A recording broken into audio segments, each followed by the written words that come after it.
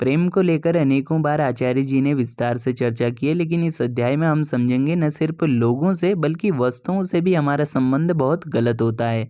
जिस तरह लोग अपना मतलब साधने के लिए लोगों का इस्तेमाल करते हैं, उसी तरह हम जीवन में कई सारी बेहतरीन चीज़ों से वंचित रह जाते हैं क्योंकि हम उन्हें उपयोग करो और फेंको की दृष्टि से देखते हैं। आइए इस बेहतरीन अध्याय का सारांश पढ़ना शुरू करते हैं और अपने संबंधों को सुधारने की इस पहल में आगे कदम बढ़ाते हैं।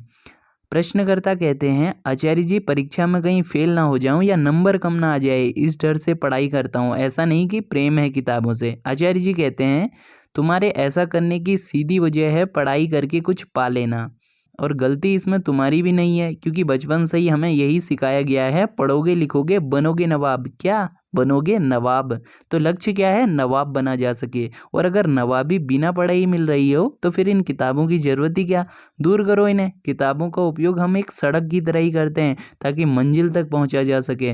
अब अगर सीधा हवाई जहाज ही तुम्हें तुम्हारे गंतव्य स्थान यानी डेस्टिनेशन तक ले जा रहा हो तो फिर सड़क की भला क्या जरूरत है ना। तो किताबों का तो बस इस्तेमाल किया जाता है ताकि नंबर अच्छे आए, नौकरी मिले और फिर कुछ बना जा सके। लेकिन जो तुम्हारी ये स्थिति है ना, इसमें पाओगे तुम किताबों का शोषण कर रहे हो। सिर्फ तुम्हें किताबें पढ़नी इसलिए नहीं है क्योंकि तुम्हें इनकी संगति अच्छी लगती है, पढ़ने में तुम्हें आनंद आता हो। तुम किताबों की तरफ आते हो फेल हो जाने के डर से।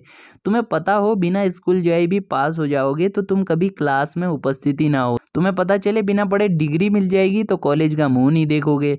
तो अगर किताब पूछे आपसे मेरे साथ रिश्ता क्या है, जवाब होगा शोषक का।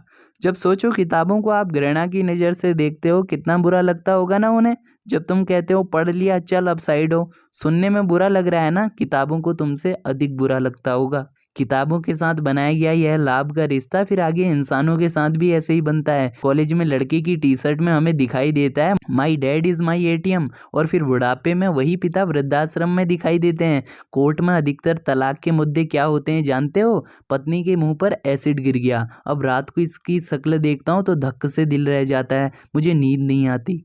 तो प्रेम नहीं, सीधे सीधे पत्नी के साथ शरीर का रिश्ता था।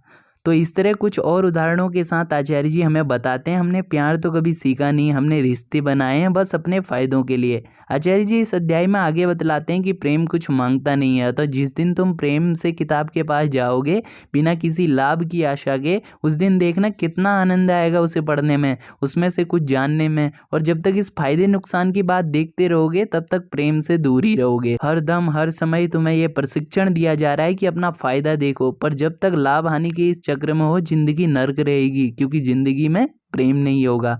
तो साथियों इस तरह इस अध्याय में आचार्य जी हमें बतलाते हैं कि संबंध लाभ आधारित हैं तो प्रेम रहित होंगे ही। अगर आप इस अध्याय को विस्तार से पढ़ना चाहते हैं तो अमेज़न पर यह पुस्तक उपलब्ध है जिसे आप अभी ऑर्डर कर सकते हैं।